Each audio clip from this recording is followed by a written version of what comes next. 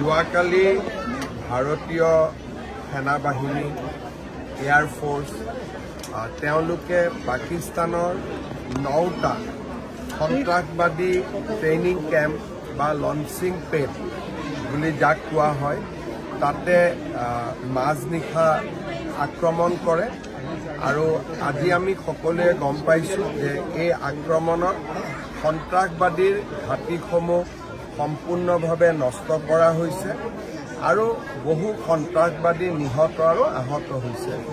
আমি ভাৰতীয় সেনাবাহিনী, ভাৰতীয় বায়ু সেনা আৰু ভাৰতীয় নৌসেনাক অভিনন্দন জনাইছোঁ। অহা দিনকেইটা প্ৰত্যাহ্বানমূলক হ'ব।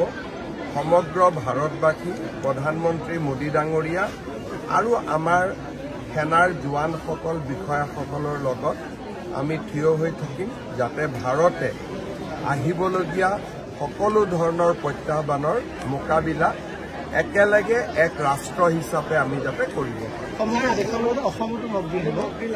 মকড্ৰিলটো যুদ্ধৰ ক'ৰবাত আগজাননী পালে মাজে মাজে মকড্ৰিল কৰি থাকিব লাগে।